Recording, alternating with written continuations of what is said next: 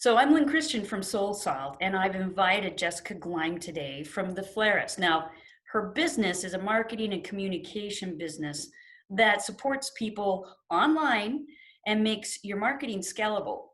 Uh, there's a lot that you can learn from Jessica technically. If you want to go to tell us what's the best way to get to you.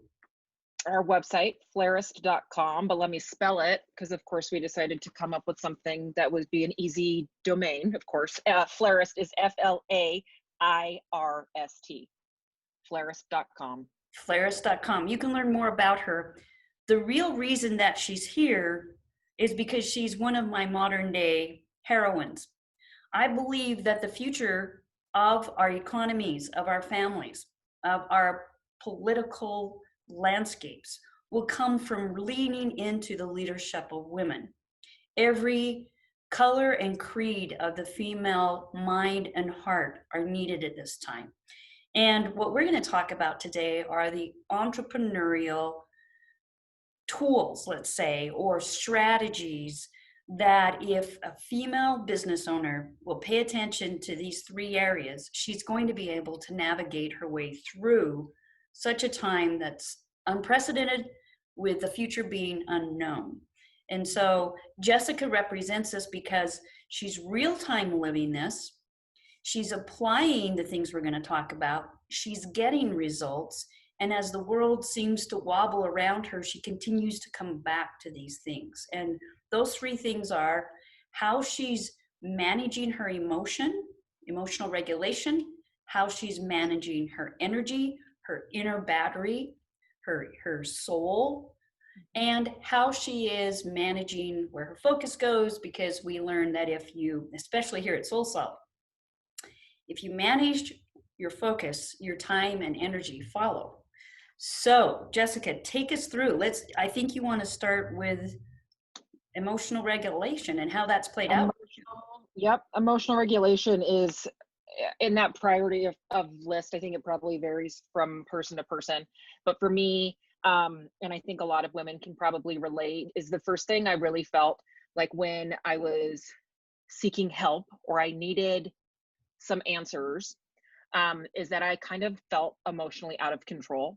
And a lot of that was stemming from imposter syndrome that I didn't really know that I had. I mean, people talk about it and they give you that word, but for me, just calling it that wasn't enough. That wasn't fixing it. I was trying to feel more emotionally regulated on my own. I felt like day to day and week to week, I could feel really high and low and excited and then down in the dumps, and that affects everything else in my life. So I wanted to get control or more just regulation, right, on my emotions. And so the biggest thing that I have most recently learned and putting into action is paying much more closer attention. And I'm referencing my notes, which I will get into, to how I feel, and not only recognizing how I feel, but allowing myself to feel it, right? And creating space to feel and move through those feelings and acknowledging how I feel out loud.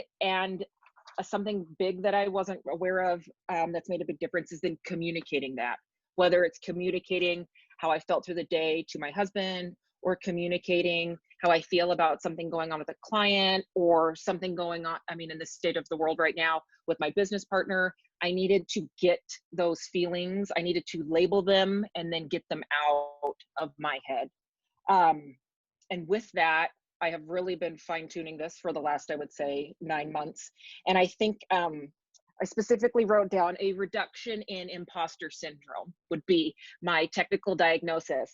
But I think what's really happened is that I feel like I'm becoming more authentically confident and comfortable with myself, as a mom, as a business owner, as a boss, as somebody who's out there in the world talking, and that I'm having an easier time problem solving, and I'm problem solving faster because I think I can move through the weight of the emotions I carry with it faster, and I feel less fearful of the future and comfortable with myself and like the state of where everything is, which oddly enough is like I mean, such a gift that I have done all this work. And then now really this world has gotten really shaken up in 2020.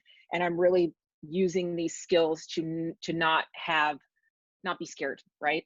And it's been able to help me calm down. Right. And that's how that's affecting my household, my husband and my child. So that's the first big kahuna.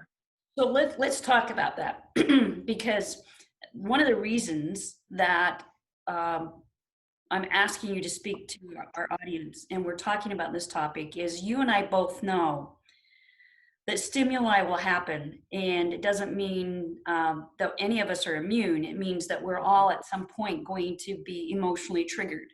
It might Right. be imposter syndrome after you look at somebody else's post on Facebook.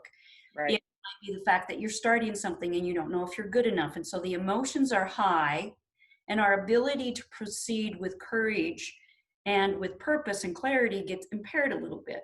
And Mm-hmm. when we manage what happens in those emotions, and what you said really great was recognizing that you have them, feel them, name them, talk about them. Mm-hmm. Those are ways to manage emotions. Mm-hmm. We're going to have them. It's a natural process. And so this is another reason that I applaud female owners of businesses, entrepreneurs, is that you are going to deal with a roller coaster of emotions, and doing what Jessica is saying, knowing them, naming them, talking about them, and managing your way through them, around them, however it is a killer app. It's a way to thrive. And so that's the first big one. When you say emotional regulation, I know we've worked on a lot of skills and tools. What are a couple of things you do to emotionally regulate?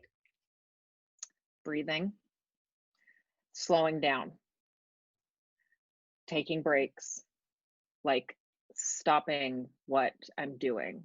So anytime I feel physically in my body or in my brain a really big emotion, whether it's like excitement and happiness or stress or frustration or anger or something or fear, I literally I'm like, oh, that's happening right now. Okay, what am I supposed to do? And a lot of times I'll just sit and take a couple of big breaths and I put my feet on the ground and my hands in my lap and I just try to feel myself in my body. And sometimes that's good enough to move on to the next thing, and other times it's not. And if it's not, I move on to the next thing, which is something else physical. We've talked about this recently, but I got a swing for Mother's Day, and now I sit outside in my swing multiple times a day, and it just like brings it down a notch. Right. Um, so that's like I try to take some kind of physical action, and something that it's been hard for me to really get on board with, but that is I've got to slow down and I've got to take a break, and I just get a step away from it a little bit. Otherwise, I can just start to spin and spin and spin, and I'm not going to come back for like 12 hours. Right. If it is 12 hours, because we know when we get spinning, the cortisol can stay there for 24, Right. 72. Hmm. Okay, so I'm just going to let the audience know that there will be a play sheet that you can download when you finish listening to this, where you can see tips for how to manage emotions. Each of these Hmm. things we're going to talk about will have a play sheet for you. So you can use some of the things that Jessica's talked about, and there'll be additional ideas on the play sheet. Shall we move to managing energy? Yes, that's a big one because that's my number two. I mean, that could have been my number one, but I think everything obviously like plays together. But the biggest thing for me is, so I have a nerve disease in my face called trigeminal neuralgia, and I manage it really well, but it causes chronic pain. And so with that, just like any other chronic health issue, we just have to take care of ourselves. And so that's part of my routine and my self-care and boundaries. But that definitely affects my ability to work and function and run my business if my energy is lacking. My number one thing I know is that I have to sleep. And whether that's because I am somebody that has chronic pain and I'm exhausted by that, but I think that is for all mothers and all people in general, that we don't do enough to protect our sleep. And truly, that is like my number one priority, is every night that I am prepared to have a great night's sleep. I cannot go more than one night without sleeping well, because if I don't, it's my emotions, right? Everything feels worse. Everything feels more stressful or more anxious or harder, or I lose my patience more with myself or with my child. When I'm exhausted, my brain feels like sludge. There's so much problem solving that has to happen and move from client to client, right? And thing to thing that you have to do as a business owner, and you're wearing 15 hats and you have to bounce between them quickly and efficiently. And I don't want to waste a day. I like being productive, and I'd rather be productive than, I don't know, stay up late watching Netflix. Right. So your one of your ways of managing your energy, and there are many ways. Uh, and again, you can get the play sheet in Hmm. some other ways, but you came upon one of the biggest ones, which is biologically, we're neurochemical beings that have an electric bio sort of Hmm. function. Like a battery, we need to be recharged. The science says 42% of a day needs to be invested in rest and recharge, which means some of that sleep. Yeah. And otherwise, the lack of sleep is going to grab us by the jawbone, Hmm. around, hold us there by the neck. It decreases our sex drive. It decreases the health of our skin. It causes accidents like Chernobyl, Three Hmm. Mile Island, those kinds of accidents, 100,000 car accidents. Lack of sleep dumbs us down. There's so many sort of consequences for not sleeping. And so that's one of the first things. I know I was a single parent, a mother of Hmm. three, holding down a job. And that was the first thing that I had to learn to put a boundary around, was even if it was only 7 hours, 7 to 8 hours is really what we need as a species. So give us a couple of tips. How do you get the sleep as a mother, as a business owner, as a woman that has a spouse? So I think the biggest thing is having clear communication with your partner. So my husband definitely does more than his fair share of parenting regarding and to protect my sleep. And so I try to pull my weight in other areas. But what I mean by that is he gets up in the morning when our son wakes up, so I can have another 30 minutes to like slowly wake up. He does the majority of putting him down at night. Sometimes we trade, but if I don't feel good or I've had a really long day, I also need wind down time first, and then I can fall asleep. But if the wind down time happens too late, and then I'm not falling asleep till 11:30, and then I'm up at 7 and I feel awful, right? The whole snowball effect. So I know that's a privilege, and I'm very lucky in that way. But I have communicated my needs, and I want to feel guilty and shameful for that, but I don't, because if I can't take care of myself, I cannot be the gift that I know I can be to my family, to my clients, to my friends. And it's just something I've really had to learn and practice. And I've tried so many times to like stay up late and say I can get something done. And that, no, I can't. Um, so being confident and comfortable with that clear communication, if you have somebody else parenting with you, that people that love you want to do, they want to make your life, they want to make your life easier. And I know my husband, he understands, and it's not forever, so that's a hard thing, I think, for a lot of other moms out there to say exactly what they need and feel okay with it and not feel bad about it. But I think it's okay to ask for what we need from the people that love us the most, so that we can get the support we need, so we can get the sleep we need in any way, right? Right. And have an awesome day and run an awesome business and feel awesome inside. Beautifully said. Sleep, power tool of the wise. Yeah, So let's go to absolutely. the third option. Focus. And I know we've done a few exercises to assist you on that. Tell us about the importance of focus and what you're doing to better manage that part of your life. Well, I never knew it was a problem. So, first off, let me just say I used to run my life out of my email inbox. So, whatever emails came in during the day is what I would deal with. And there you go. But as I've been trying to grow and scale and build a team and everything, I can't do it all. I have accepted that.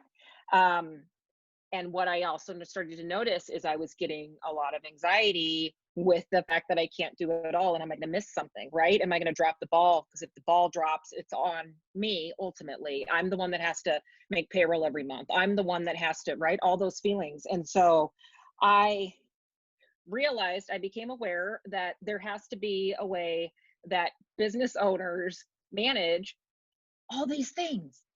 And so I just started researching, like, how do people get stuff out of their heads and into something? And then how do you manage that? And so what I'm saying is I needed to learn about brain dumping all areas of my life into a notebook.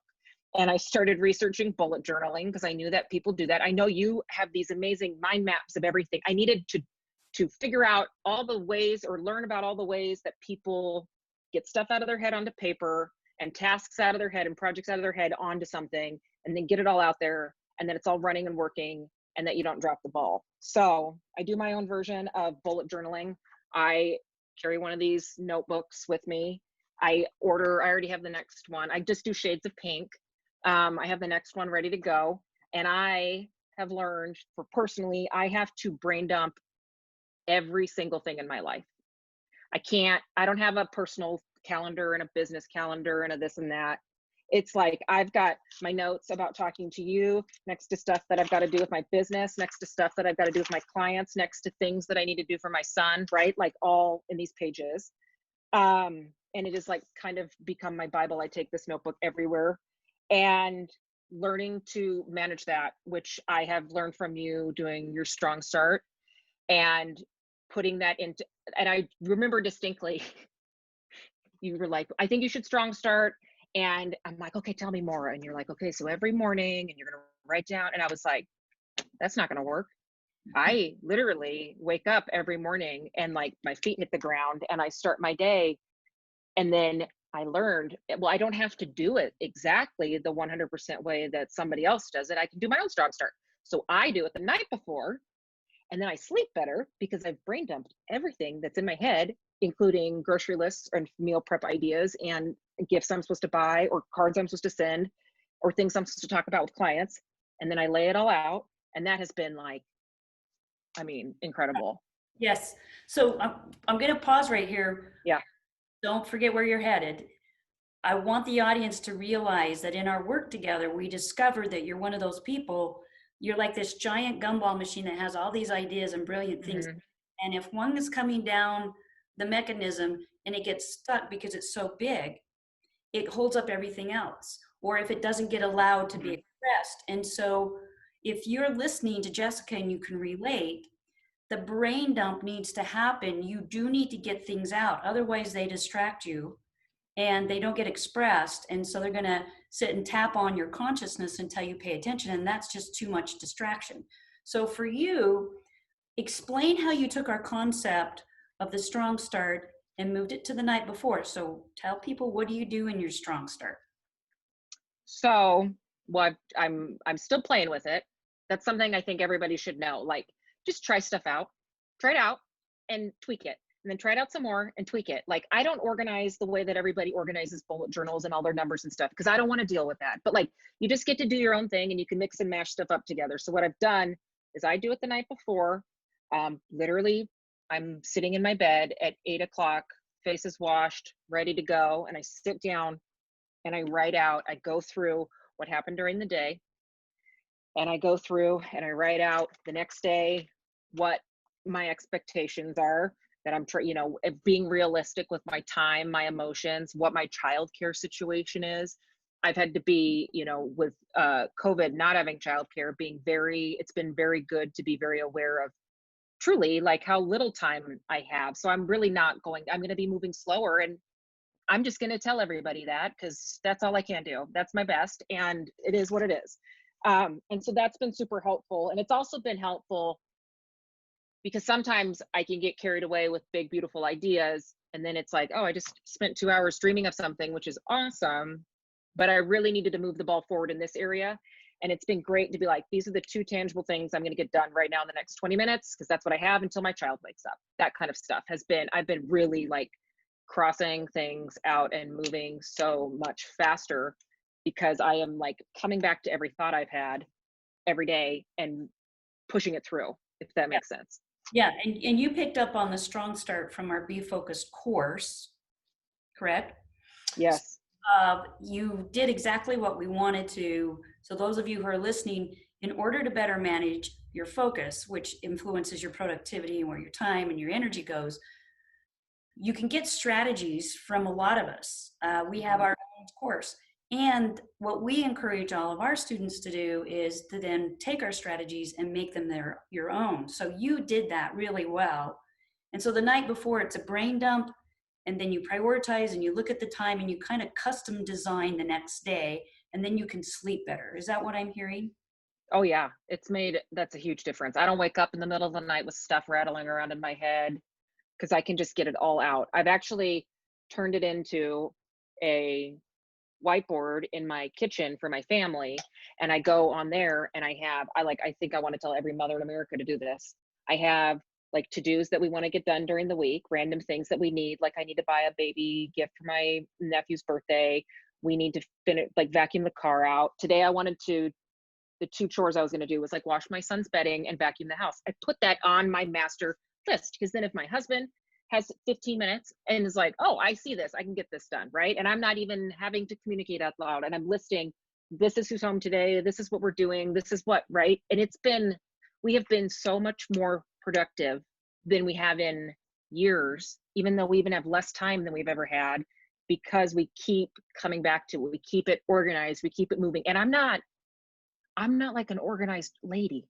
I'm not even one of those moms who like does amazing meal planning and like, I don't know what I'm having for dinner tonight, but I'm seeing productivity and it makes me feel good inside.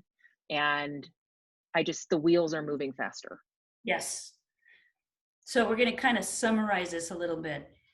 You're starting, if you've been listening to this and paying attention to what Jessica's saying, you're starting to understand that one of the ways to succeed as a female business owner, as an entrepreneur, is to focus on managing these three things, because by managing emotion, energy, and focus, you're able to then navigate some of the other things that occur, because it all starts with mindset and how you treat yourself. Mm-hmm. So Jessica, do you have any parting final words of wisdom you want to share? Yes. To wrap it up in a bow, I think what I figured out through this process and thinking about these areas and what it has done for my life is I've realized and figured out that I don't want to live an accidental life. I have big dreams and imagination, and using these tools, I can make that happen in my life because I'm putting it out there, right? Like truly, when we talk about putting it out there, learning to do these things has allowed me to do that, right? To put it out there and make it happen instead of just letting it be in my head or spinning around somewhere. It's turning it into my imagination, turning it into my reality.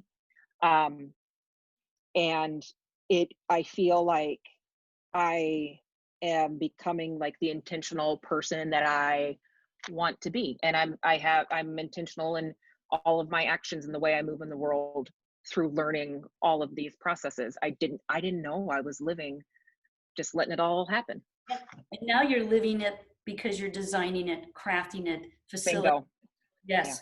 Yeah. And a big part of it that has kind of gone unspoken directly, but we've talked about indirectly, is those of you who are listening, if you even just grab any kind of journal, any kind of notebook, and you ask yourself these questions on a daily basis. What worked?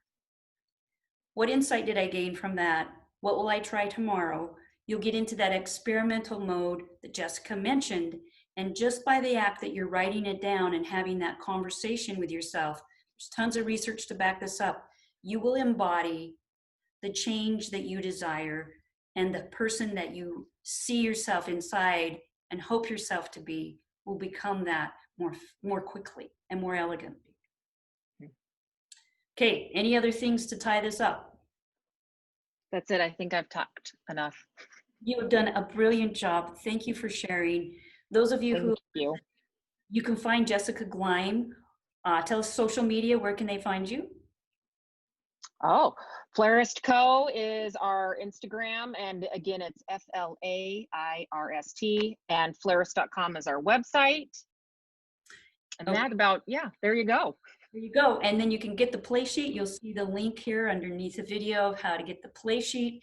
And for those of you who are interested in going through the course, the online Be Focused course that Jessica went through, we're going to give you a code that's connected with the florist. And so just know we're going to make you an affiliate today, Jessica. And anybody Awesome. who uses that gets to use your code name and number, get a benefit for it. And because you've given us your time, we feel like reciprocity will give you a small piece of what they're paying for the course. How's that? Great. Thanks, Lynn. Thank you.